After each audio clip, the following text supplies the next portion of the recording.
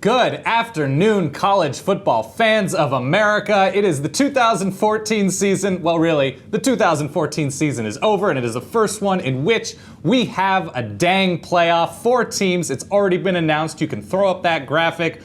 Oregon is the 2 seed. Alabama's the 1 seed. That kind of makes sense. Ohio State at 4. And then, of course, Florida State. No, excuse me, Ohio State. I'm off. Florida State's at 3. There's so many numbers. Yeah, there we go. It's so much easier with the map. We have Florida State and Oregon playing in the Rose Bowl out in Pasadena, and Ohio State, Alabama playing in the Sugar Bowl in New Orleans. No Big 12 teams. No Big 12 teams. My name is Dan. That is Ryan Nanny. This is SB Nation's selection special. To you, what was the story of the announcement? I'm pretty sure you just said it. No Big 12 teams. Yeah. And it's one of those things where if we hadn't had weeks of rankings, if we hadn't had TCU at number 3 entering this week, maybe that would be okay, and maybe that wouldn't be so shocking. Right. But it does feel a little bit like the playoff committee wrapped a gift that looked a lot like a new bicycle for TCU, and then it was just socks arranged in to look like a bicycle form. I'm so sorry, TCU. Yeah. You're going to need socks. Just not in the playoff. Yeah, you're only as comfortable as your feet are, TCU. Remember that. But TCU, they were number 6. Yeah. That's something. That's an accomplishment. It is just a disappointment. It is. Okay, but to the matchups that we do have, Alabama, Ohio State in New Orleans.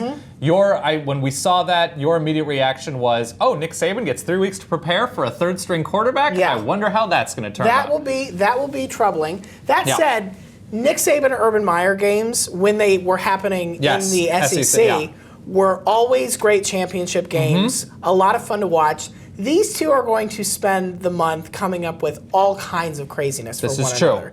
And granted, he is the third-string quarterback. If Cardale Jones on 1 week can do what he did against Wisconsin, a very good Wisconsin defense. With a month, I guarantee you, Urban Meyer is looking back at the Iron Bowl and saying, all these long pass plays that Auburn hit, let's use all of those. Let's all of them. Even buying time with Ohio State's offensive line improving the way. Granted, Matty Mock is a unique situation, but when he bought time, able to throw the ball up and get receivers to make plays. And Ezekiel Elliott, able to run the ball for them, so it's not just on the passing game.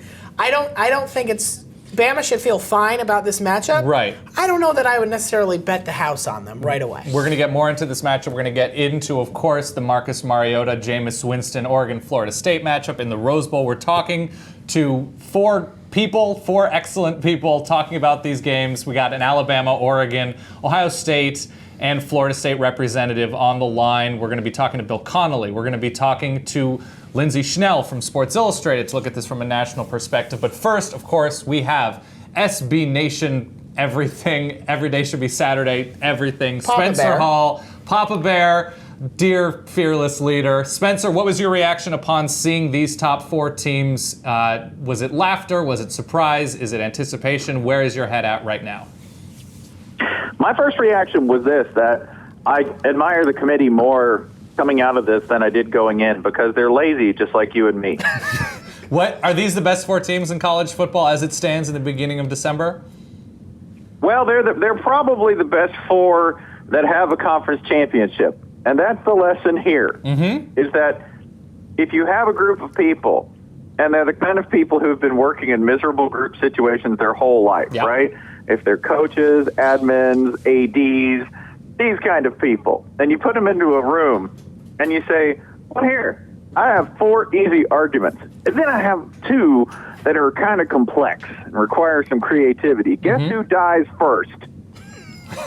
This is true. That's who dies first. The ones that require you to try a little more. Spencer, go ahead, Spencer. Go ahead. No, go ahead. If you're Big 12 Commissioner Bob Bowlesby, how many days are you waiting before you check your email? I might delete the account. I might start a new one. Just, in a month. In a month, Bob Bowlesby might say, I've had this whole email thing. Here's my new address. B. Bowlesby 7 is available? Great. Look, Bowlesby, and then put his, like maybe older people do sometimes. Bob Bowlesby can just put his hobby on after, like Bowlesby the Aviator, because I've been taking piloting lessons. He just puts that on there. Yeah. So he's not going to check his email for a while, because and I got something coming up that's going to talk about this, but this has basically been brewing since at least 2010. Yep. The Big 12 can't make a convincing argument on brand to anyone in a group unless it's Texas or Oklahoma. If you give them Baylor and TCU, it gets confusing, particularly when they've made the case harder by losing to each other, basically, right? Yep. Via West Virginia. So you give them that.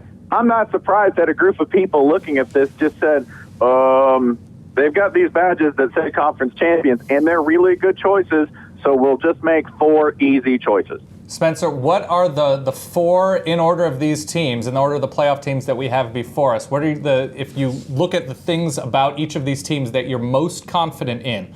Obviously, Alabama has been there, and they've got a suffocating defense, and they just the opportunity that you will have to beat them is so slim because of how good they are. With Florida State, it is the talent level. It is their ability to come on strong at the end of games. With Oregon, it is how hyper that offense can be with perhaps the best best player in the country. And then with Ohio State, the sheer talent and ability of quarterbacks to develop and whatever else you see in these 4 teams. Where is your confidence when you list the 4 best things about these teams?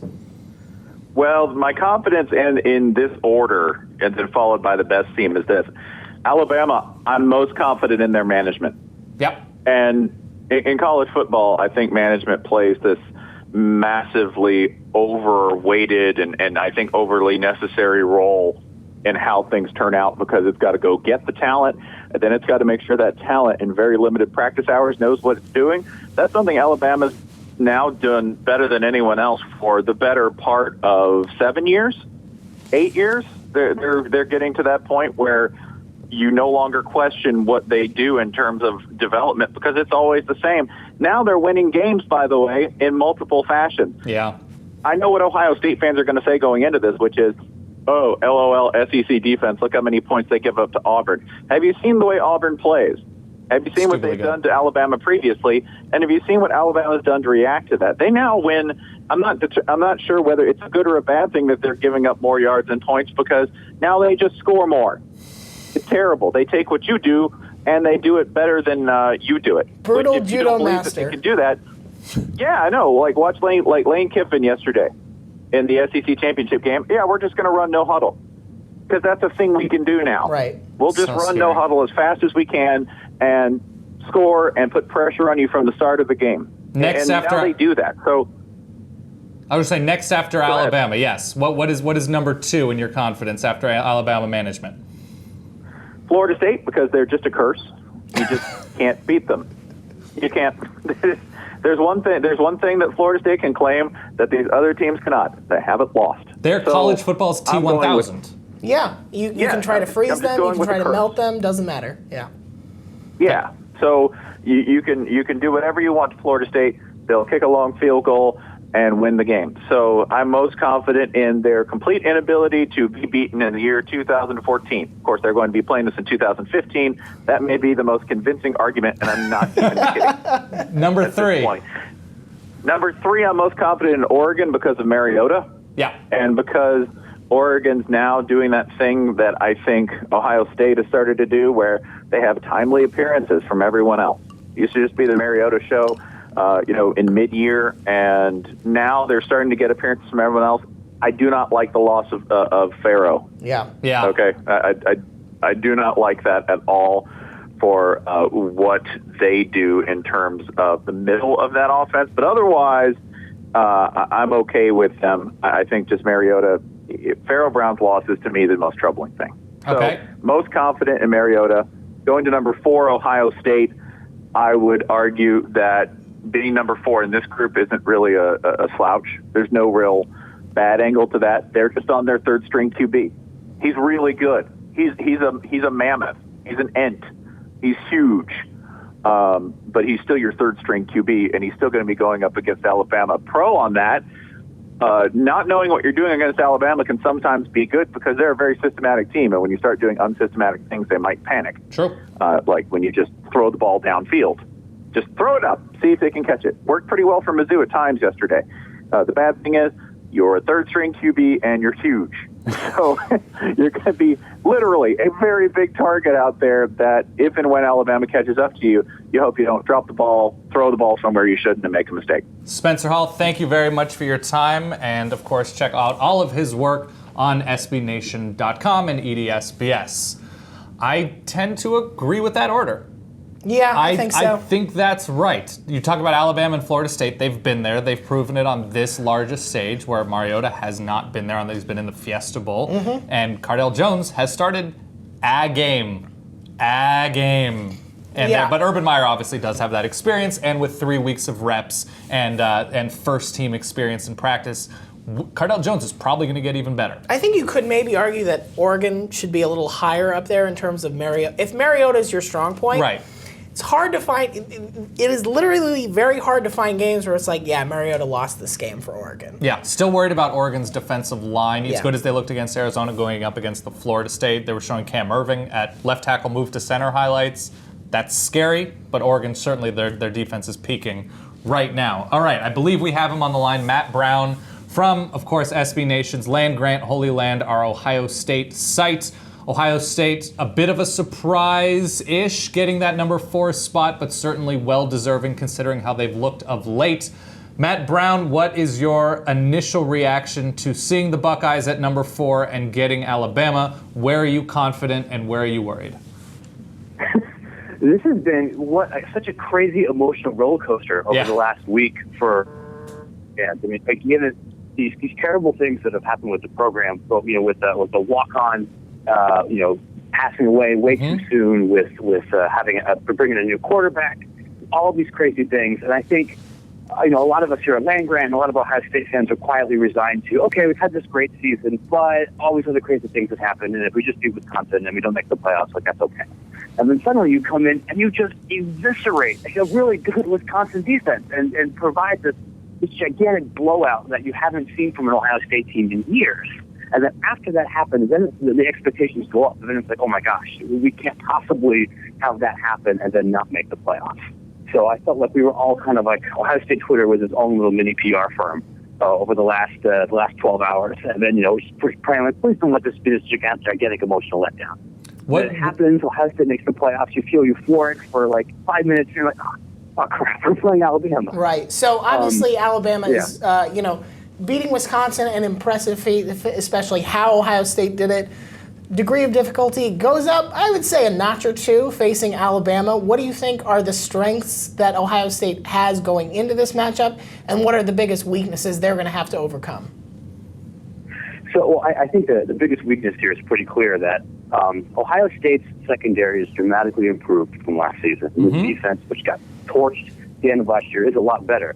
But they haven't faced anybody like Amari Cooper. I think Alabama's going to be able to find ways to get him the ball early and often. And this Ohio State defense is going to really have the work cut out for them to try and find ways to stop him without completely selling out and leaving themselves open to a really potent running game. Obviously, you're bringing out a third-string quarterback as well, but Cardale Jones is really good. He's not just really big. Like everyone else here has pointed out, he was getting a lot more snaps than your typical third-string quarterback. And at the beginning of the offseason, he was ahead of J.T. Barrett on the depth chart. So he has a familiarity with his offense. He's been around the program for a little bit. And I think Ohio State's personnel is pretty well equipped to be able to attack Alabama's secondary with their deep ball. Not only is, Jones' arm strength just completely superlative, Devin Smith's a really, really good deep ball wide receiver. Yeah. He's got great hands. Had an outstanding game. And Ohio State has some speed on the perimeter and some other guys who can make plays in that passing game. And if that means Ohio State has to go full Rex Grossman for 4 quarters, then so be it. And if they lose, they'll go down in flames of glory, and it'll be really fun to watch. What do you take as a more important revelation from the Big Ten championship game looking at Alabama? The fact that Ohio State's defense looked much more improved from where they have been this past 4 to 6 weeks, especially against the run, or the fact that they have a quarterback who is legitimately going to be a huge threat after J.T. Barrett went down? I think the big takeaway here is the improvement in the defense.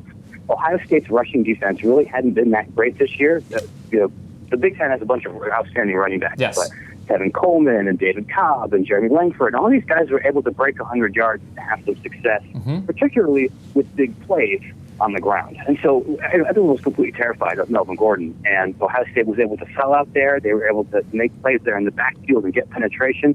and they held him to, I think, 2.9 yards per carry. That's outstanding. Yeah. And even though Wisconsin may not have a bunch of great guys the rest of the field, I think that's an Alabama caliber running back. And if Ohio State can even do like 80% of that against Alabama, they've got a chance. This is true. Everybody do check out Matt Brown and Land Grant Holy Land on the SB Nation Network, especially as we're about 3 weeks away from January 1 and that Sugar Bowl. Matt, thank you very much for your time. Of course. Take it easy, fellas. Thank you as well. Let me say this. Yeah. I'm not a doctor. You're not a doctor. Yet. Can't recommend anybody going full Rex Grossman. No, do not. Not safe. Not safe. Not without many adults supervising. If I was an adult, I wouldn't be anywhere near somebody going full Rex Grossman. No. You've got to keep your distance. Yeah. I've seen Outbreak. God, the arm that Cardale Jones had. Yeah. Not even just the fact that he could launch it that quickly. But he made the accuracy he had. And deep. Matt made a really good point. It's not just that he could launch the ball and put it into good places. Yeah. His receivers, Ohio State's receivers, made really good catches in the sense that, that's what you have to do for a young quarterback. Mm-hmm. If you're going to let him take chances down the field, you need receivers that are going to make those chances pay off. Yes. And they can't drop easy balls, lose 50-50 balls. They have to be winning those battles. Yes, they absolutely do. And if there is any weaker part of Alabama's defense, and weak is such a relative term considering, it is your ability to go deep on them at times. We saw Auburn with a great national championship caliber quarterback and receiving core do it. It's one of those things to consider, but yeah, Ohio State has its work cut out for it. Absolutely. A team that also has its work cut out for it, but finds themselves in a familiar position. Florida State, after I think surviving is the right term, and again, as we mentioned this morning, that's a very complimentary term for what Florida State was able to do against Georgia Tech. Florida State has perhaps the best quarterback in the nation, Marcus Mariota, across the country on the West Coast in the Rose Bowl. We're now joined by Tomahawk Nation's Bud Elliott. Bud, what was your first reaction when you saw that the Noles had Oregon in Pasadena? I mean, I love California. I'm excited to be going out there again. And my girlfriend's from Baton Rouge, so she wanted to spend New Year's Eve in New Orleans. But, sure. And, I missed out on some opportunities to use some great puns like Nolan's and that kind of stuff. Sure. It's going to be an exciting game. This is true. What is there a specific matchup when you look at Florida State's strength, weaknesses, when you look at Oregon's strength and weaknesses that you feel like is going to be the tipping point for the outcome of this game? Yeah, I think you got to look at Florida State's injury report. We saw Eddie Goldman go down last night. Yep. They already don't have their starting nose guard. They're missing 2 starting linebackers. Royce Freeman has really made this offense different for Oregon this year. It looks like the real first true power runner they've had since, you can correct me on this, but I think Jonathan Stewart. Maybe LeGarrette Blount, yeah. Excuse me, LeGarrette, there we go. You have to take away the interior against Oregon first and foremost, and they clearly have the speed and they're dangerous on the edge, but if they're gashing you on the inside, you really don't have much of a shot. So I think you're really going to have to look to see if Florida State can get healthy. If they get Eddie Goldman back, if they get their linebackers back, then I think they'll have a very good shot to compete in the game. If they don't, I think Oregon will smoke them. I think that's the real important matchup. It's going to be there on the interior of Florida State's defense. But one thing that the injury problems Florida State's had this year is it's sort of inadvertently created a lot of opportunities for the younger players, Dalvin Cook, Ermin Lane. Do you expect that we're going to continue to see a lot of those young guys in this game, or are they possibly going to become more, every now and then players because hopefully Florida State won't need to rely on them to the extent they have previously? I think for the guys on offense, the starting left tackle is now a true freshman. Dalvin Cook is not going anywhere. Ermin Lane and Travis Rudolph, the other 2 true freshman receivers. I think those guys are certainly in the mix to stay. On defense, I really don't think they want to be playing these true freshmen. These guys are clearly dudes who have been forced into the lineup due to injury issues. Not on offense, there was some injury issues, but a lot of it was just those guys came in and balled early. On defense, they want to get their veterans back and healthy. Last night we saw cornerback Ronald Darby go out. You had to move All-American safety Jalen Ramsey to corner, and then they had to put in Trey Marshall, a true Russian backup in the nickelback slot. And that really limited what Florida State could call on defense. And as a result, Paul Johnson was able to kind of figure out what FSU was running and change up his blocking schemes on the fly and be very effective. So I think on offense, the true freshmen are there to stay. Defensively, they really need to get their veterans back.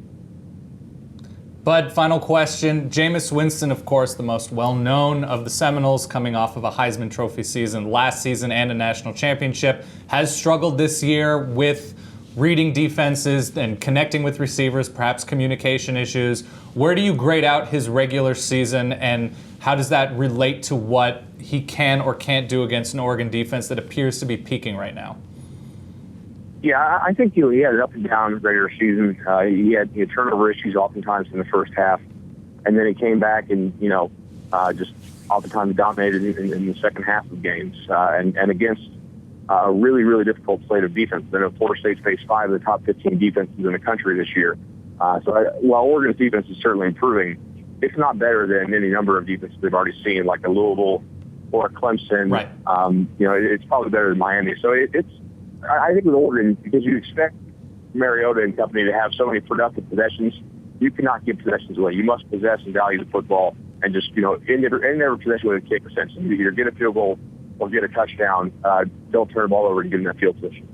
Perfect. And your confidence level with Jimbo Fisher, obviously Florida State has had to need and have to sort of execute a lot in second halves, whether they've been down at the half or close at the half. Your confidence level in Jimbo Fisher on a big stage like this earlier on in the season, you openly sort of hoped that Florida State would get Oregon in the first round because they would have time to prepare for that sort of tempo. Do you still feel the same way?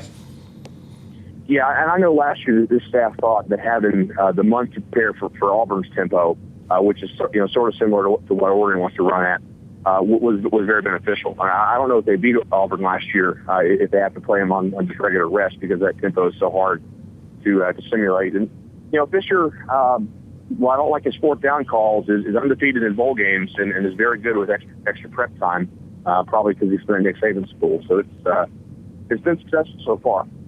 Perfect. Bud, thank you very much for your time. Everybody do check out TomahawkNation.com, the authority on all things Florida State. And as an Oregon fan, well, you're going to spend New Year's Eve with Bud, right? Of course I'm going to spend New Bringing Year's Eve. Bringing the New Year's together. I need, if I'm fortunate Noel enough. Lang sign.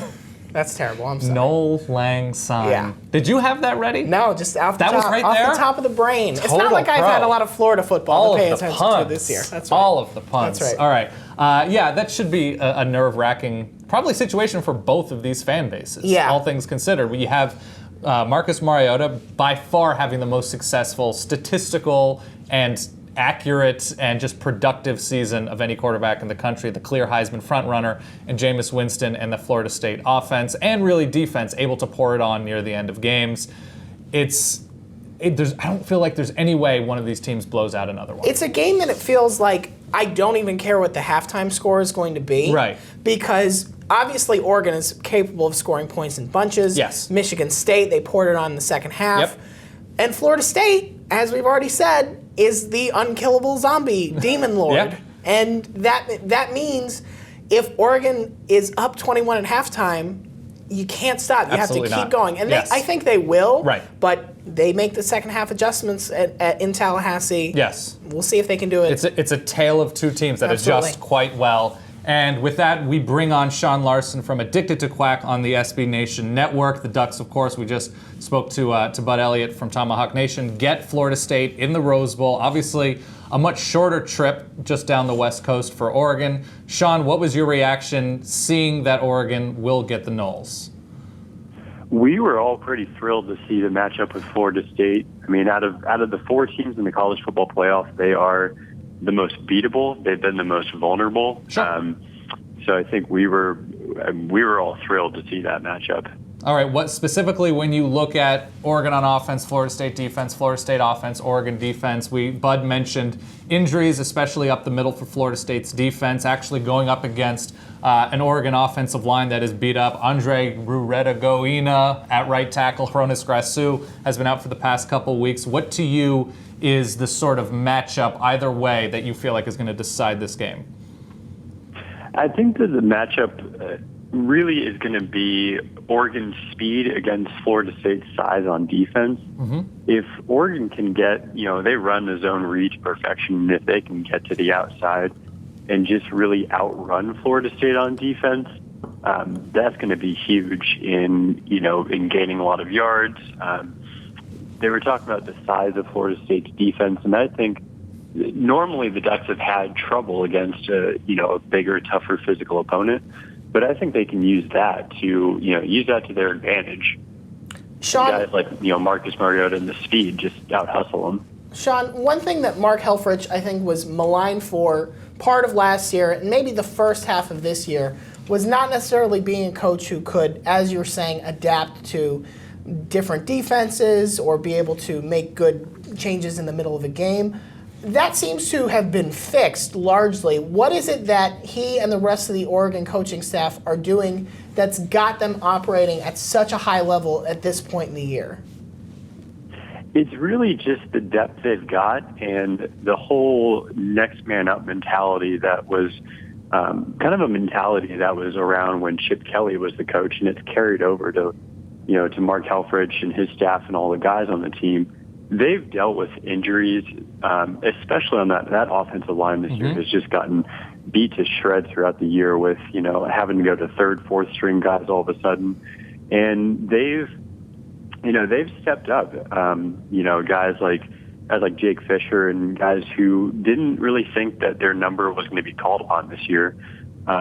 They were ready to go just because of the way the coaching staff instilled that kind of next man up mentality, and everyone's ready to go at any moment in the game, and it's proved to come in handy for them this year, and they've overcome some adversity on the injury side, especially on that offensive line, which a lot of people didn't think.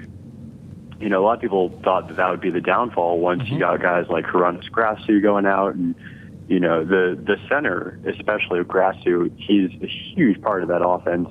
And we've seen some struggles with some penalties and some false starts, right. But overall they've done a really good job at handling that adversity. Sean, on the other side of the ball, Oregon looked pretty spectacular on defense against an Arizona team these past couple seasons that they've run all over them. They've thrown it well against Oregon. To you, what was the big difference defensively about Oregon from the time they played them earlier on in the season, I believe on that Thursday night, to what they were able to do in Santa Clara, where they gave up nothing to Arizona? Yeah, it was really just a total night and day difference. Normally Oregon's offense is kind of the star of the show, but sometimes we've seen it against Arizona in years past. We saw it again this weekend. The defense really just stepped up. The Ducks never even let them get into a rhythm at all. They only had the first half. They only had a couple first downs the whole half, and it was just astonishing to see kind of the way that they just shut down the Arizona offense, in forcing Arizona to use multiple quarterbacks throughout the game. I think that they were really just able to go back, kind of look at their mistakes, watch the film from. And that's what that's really why I believe it is almost nearly impossible to beat a team twice in the same year, because Oregon was able to just go back, watch the film, fix their mistakes, and they just absolutely shut them down on defense. I mean, they never even gave Arizona a chance to get going at all. It was by far the most dominant Oregon defensive performance I've ever seen. All right, Sean, thank you very much for your time. And of course, everybody watching needs to go to addictedtoquack.com, not just the authority online for all things Oregon Ducks, probably the best college sports pun site there is. Yeah, certainly. It's very difficult. Do you need to cough? No, I'm good. Okay. Yeah. It's an outstanding site, and we thank Sean. Oregon's defense looked fantastic against Arizona. And the two big things, and Sean touched on this a little bit, is they defeated blocks immediately up front. DeForest Buckner, Eric Armstead, Alex Balducci, they worked in depth really well. And also open field tackling, as Arizona tried to test the perimeter a little bit.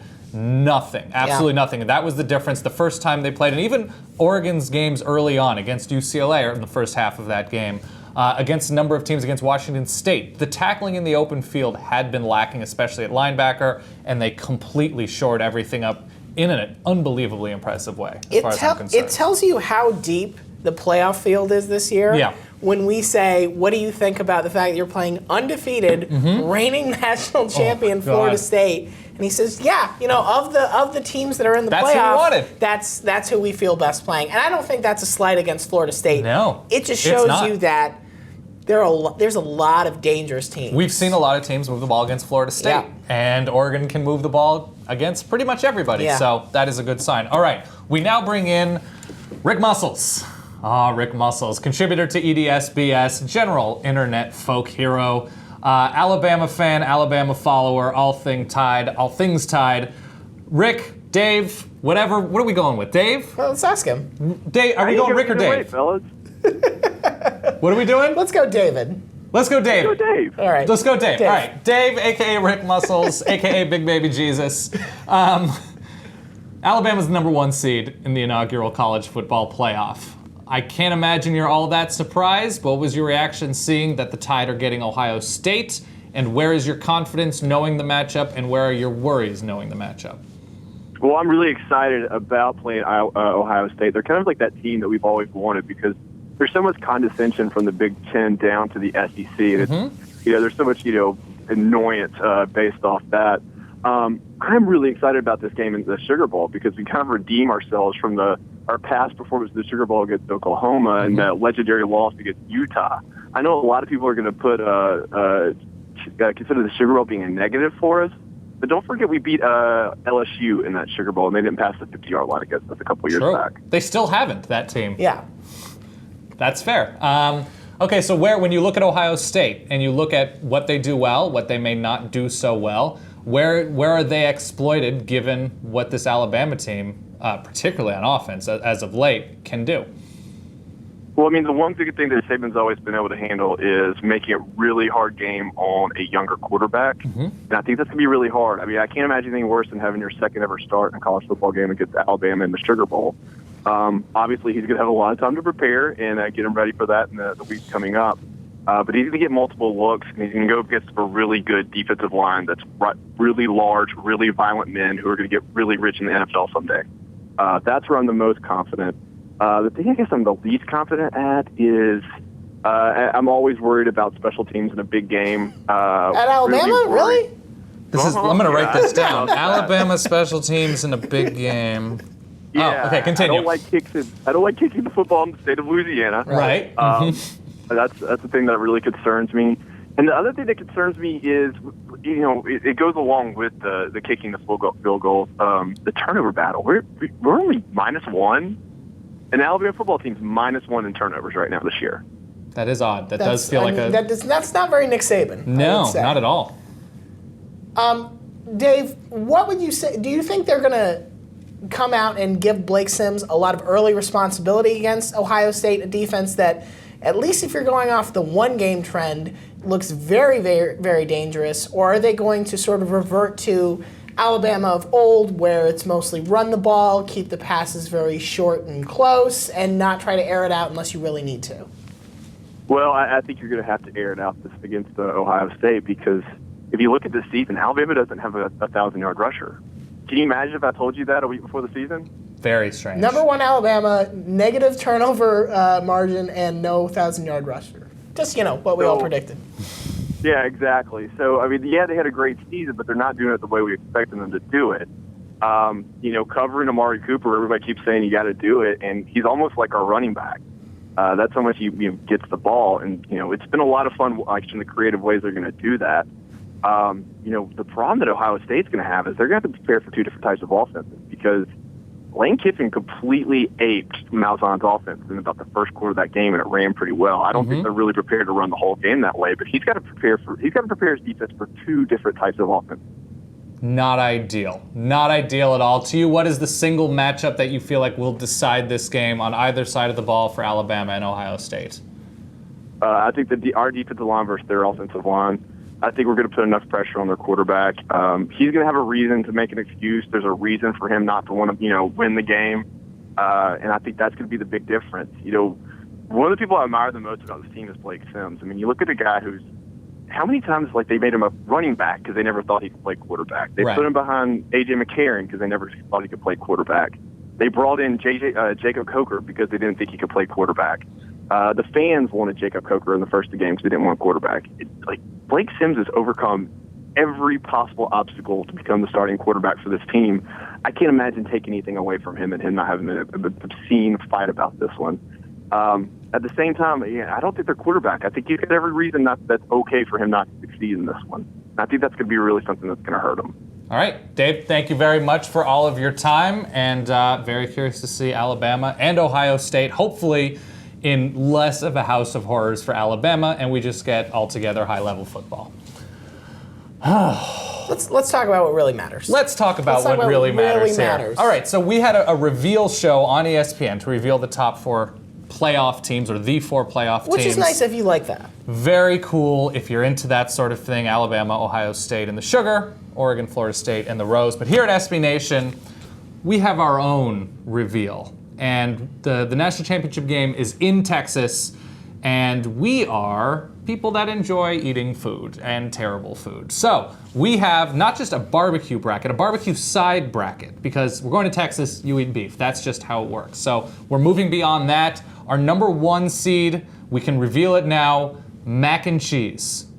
Contentious number 1 seed. I feel like it is the strong one. It is not my number 1. Well, here's the thing about mac and cheese as the number 1. Yeah. A lot of potential to really wow you. Yes. And really dazzle you. Sure. A lot of potential to fold. Really let you down. Get too soggy late in the game. Become you don't sort want of a that. brick and congeal and become unpleasant.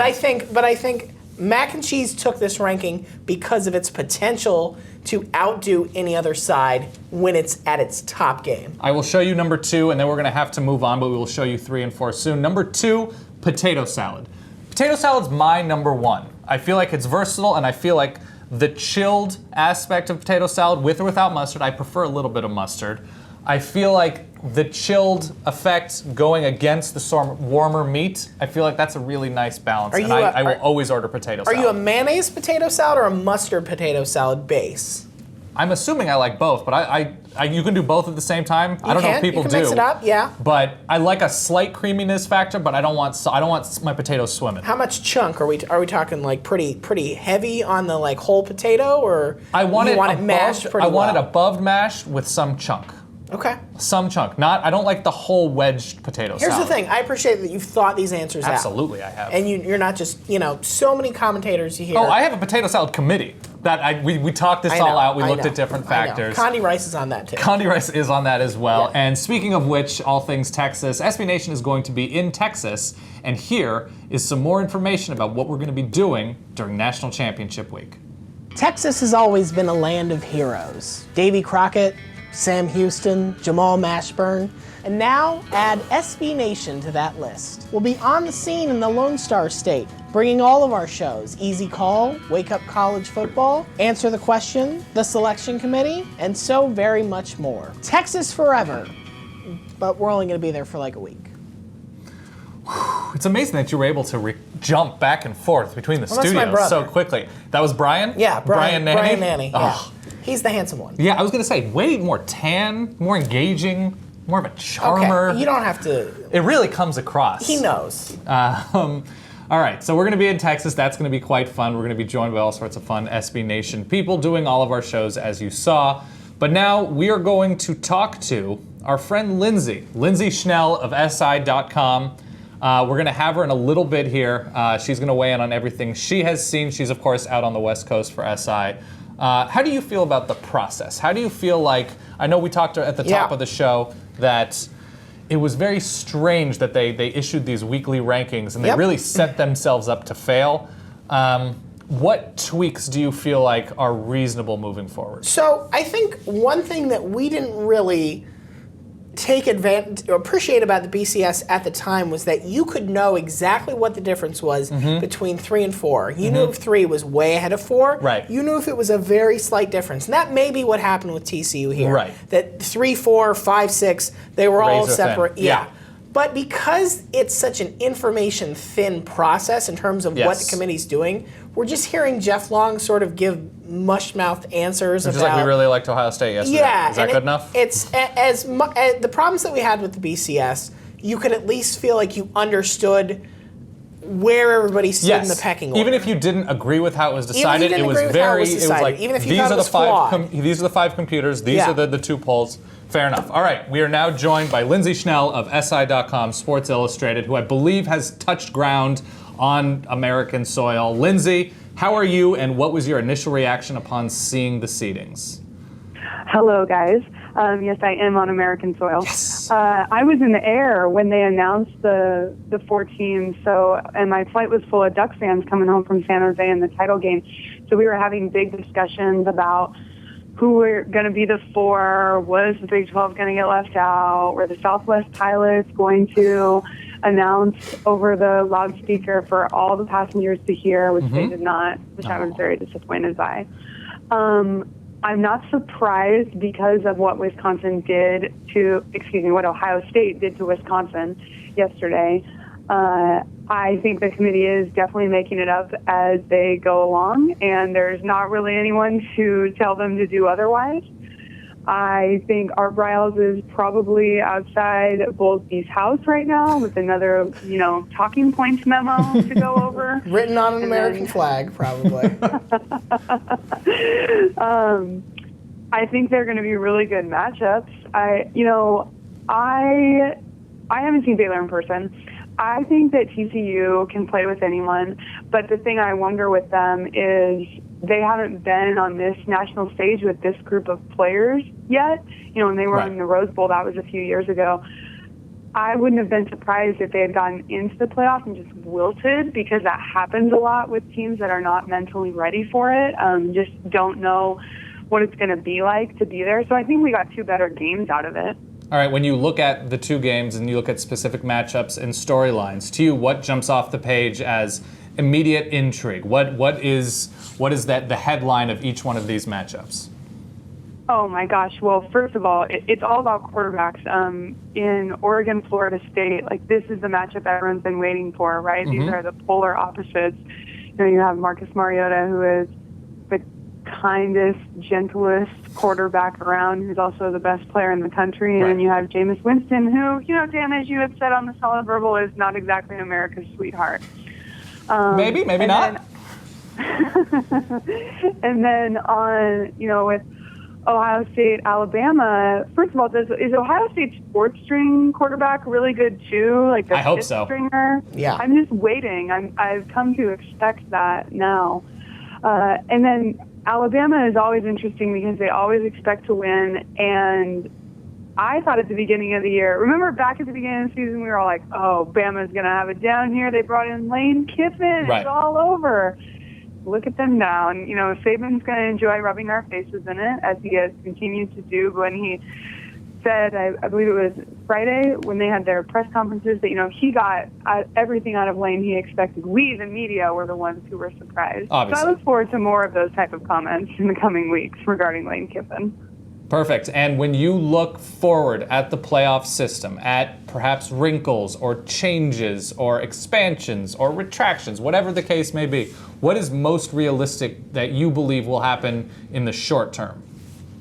I think that the Big 12 is going to get a waiver and have a championship game put in place probably by the end of January. They're going to have voted on it. No, they're going to have Baylor and TCU play in January. Yeah. They're going to have the championship game this year. Yes.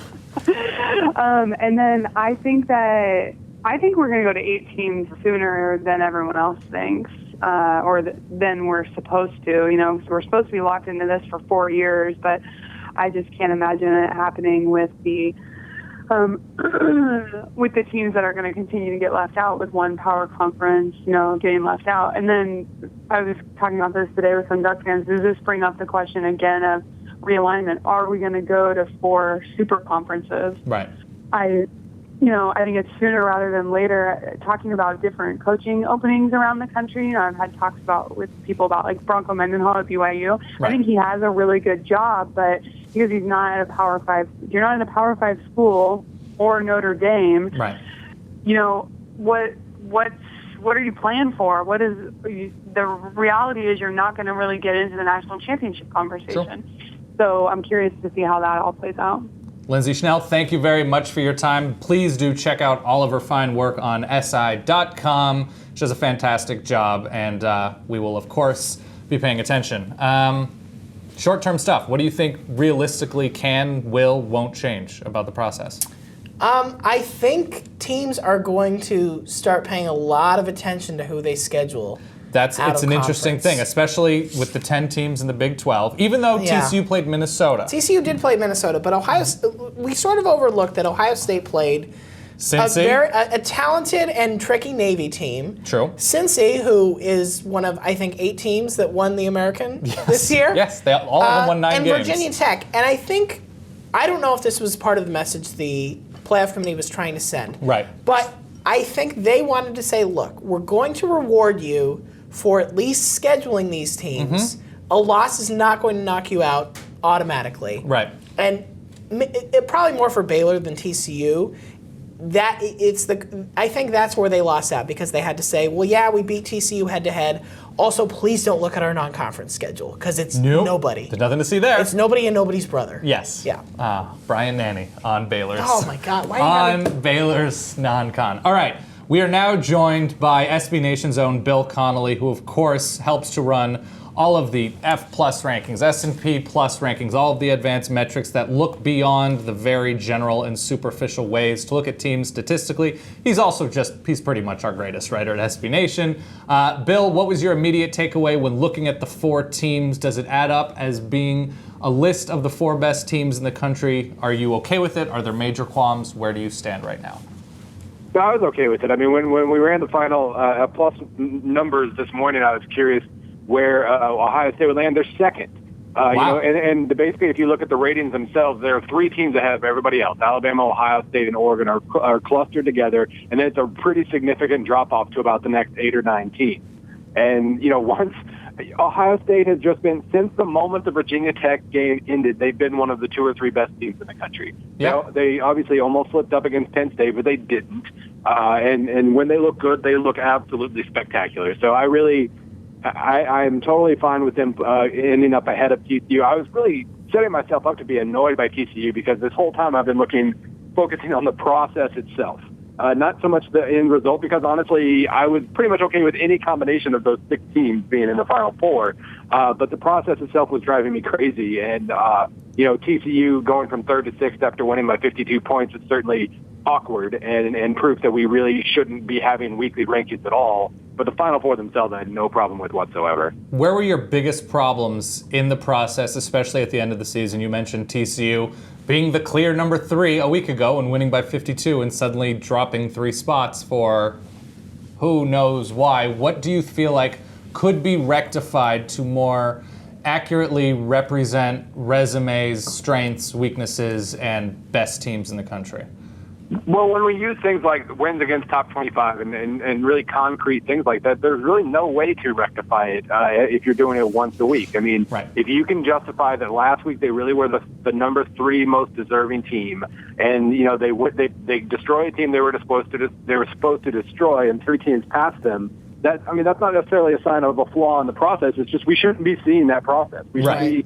Maybe we get a mid-season ranking, kind of like what that mock committee does in basketball in January. And then we just, they go behind closed doors and they pop out this morning and they say, here's your Final Four, and that's fine. We just didn't need to see all the nuts and bolts beforehand, before it was all put together. And I think it teased TCU fans for whatever that's worth. Yep. But, number 2 is just it led to a lot of people questioning the process when the end result was just fine. We just didn't need to see the process. Bill, I think one thing a lot of fans were curious about in this first year of the playoff committee was what sort of precedents they would try to set. Do you think there have been any patterns that fans or even teams can look at going forward and say, yeah, this is sort of what they're paying attention to, and this is what they're not going to necessarily be swayed by? Well, they certainly pointed out that you can overcome a bad loss, especially if it's really early in the season. That might have been a kind of a key point, because Ohio State clearly improved over the last 2+ months of the year. And so, I guess that's something in and of itself. They scheduled Virginia Tech at a time when Virginia Tech was very solid, and it looked like a pretty big game. They lost that game, and then they played great the rest of the way and made it. So that's certainly one precedent. Baylor's 9th in the F+ ranking, so I can't really say that the only reason they didn't get in was scheduling. But, like everybody else has been saying, it certainly, if they had scheduled somebody better than Buffalo in non-conference, maybe they have a better shot. And maybe we need another year of results before we know that for sure. But I think certainly there's been a message sent about strength of schedule. All right, one of the things your efficiency metrics, one of the teams your efficiency metrics has never really liked, Florida State. I think it's a very tough argument to leave them out when they go undefeated, but certainly they were not operating all season long looking like a top 4 team outside of a win. That is what they got every single week. Almost it feels like something that they had in common with a couple of Kansas State teams in years past where the numbers don't like them. I mean, we don't really like to compare the public image of perhaps Jameis Winston and Bill Snyder. Very different. But where does Florida State finish in the eyes of the numbers? Well, I mean, they were 8th in the F+ rankings, and it makes sense. I mean, Georgia Tech's 10th. They barely beat Georgia Tech. Louisville 16th. They were trailing Louisville until the fourth quarter. And you just go down the line. They played like a team that is good, and they won every game. They really almost never played like an actual top 3, 4, 5 team all year. And the fact that they're undefeated means I have absolutely no problem with them being in the playoff by any means. But I appreciated that the committee didn't just put them no-brainer number 1 because they were undefeated. They have not been the best team in the country this year, really even for 1 week. So I had no problem with them ending up right where they were, basically. How strong of a case do Baylor and TCU have based on their performance, based on the numbers, based on who they could have matched up against in the playoff? What is the case for them to be in? How strong is it? You mentioned Ohio State and how good they've been since the Virginia Tech loss. Is it a disaster in the eyes of the numbers, in the eyes of how competitive they could be, or does it feel about right considering how hazy all of this is?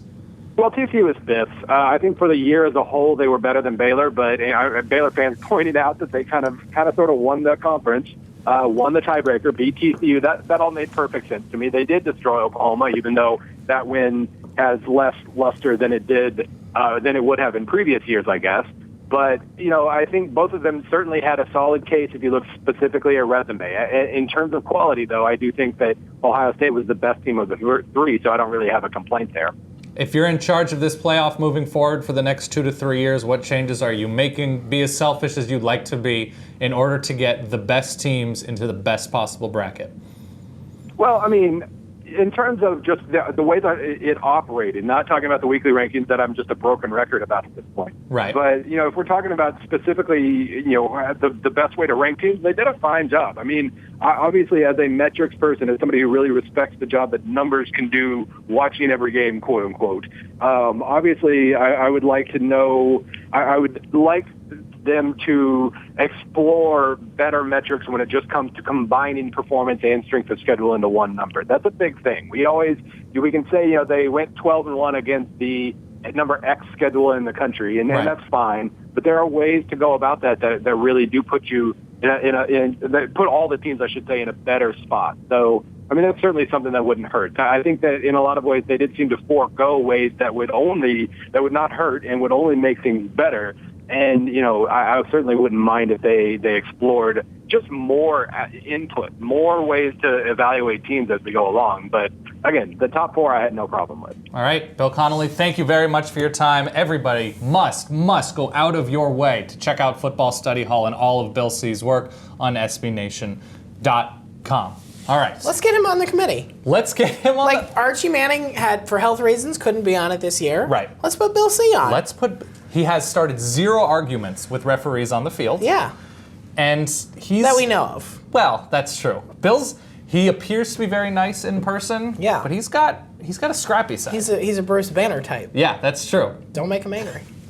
Now I'm picturing Hulk Bill, and it's pretty great, actually. It's pretty fantastic. It is, yeah. Anything else that you have to take away? And I actually should mention right now, the Orange Bowl, all the other top bowls have been announced. The Orange Bowl is Mississippi State, Georgia Tech. The Peach Bowl is Ole Miss, TCU. Fiesta's Boise State and Arizona, and the Cotton is Michigan State, Baylor. So there's fun matchups all over the place.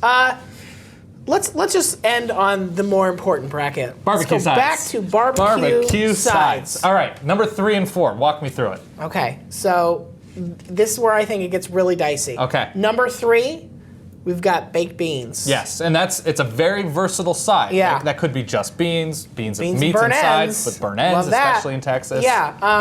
I like this pick because it gives you a little bit of variety. You can kind of trick yourself into thinking it's maybe healthier than it is. Sure, it's a little soupy. Yeah, a little soupy.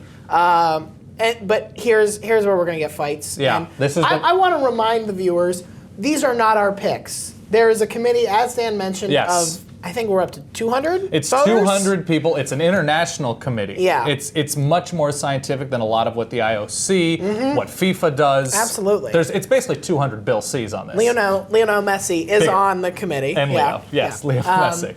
All right, number 4. Collard greens. Oh. Collard greens. I like it. You know what? If we're not having some sort of green on there, I feel like good there would be for a you. revolt. Your mom would want you to eat collard greens with your barbecue. And the green is a nod to Baylor too. That's Baylor green. Oh, that's awkward. Yeah, so they get in somewhere. Collard greens narrowly edging out coleslaw and cornbread. I can do without coleslaw. If you're giving me a chilled mayo-based side, I'm going potato salad. That's fine. I just think coleslaw had the resume, had the history. Does have the history. Definitely had the draw. Can go mayo or vinegar. Collard greens is not going to move tickets the way that a coleslaw was going to. You think so? Look at the numbers. I know, but if we're going sheer quality here, I feel like collards are there. I feel like, yeah. and then I also and integrity matters in this process. Can I also say I'm terrifically happy that cornbread didn't make the Final Four. I think cornbread. Your anti-starch policy. Well, I'm pro potato salad. Yeah, that's but starch. that's as far as you'll go. That is Let's true. Let's be honest. I don't need cornbread. Is fine. A bite of cornbread is all I need. I need a cornbread bite, and I move on with my life. He does not speak for this company. Yeah, I do. Not in the slightest way. I am in charge of all of our cornbread related stances as a company. All right, I'm going potato salad as my winner. Who do you have? I'm going greens. You're going greens. Number 4. Greens. So greens over mac, and greens then over mac, and then greens over potato salad. Wow. Okay. Yeah. Fair enough. Yeah. All right. That was the real important talking point if you've learned anything in this past hour. Thank you to everybody that has appeared on the show, everybody that tuned in. We love all of you. Do visit SBNation.com as early and often as you possibly can throughout this entire process. Make sure you tune in to all things SB Nation when we're in Texas the week of the national championship game. And once again, thank you to Ryan Nanni and Brian Nanni. Hook 'em. Hook 'em horns. What does that mean? Well, we're going to Texas. Oh, that's right. Thank you for watching. We'll see you in Texas.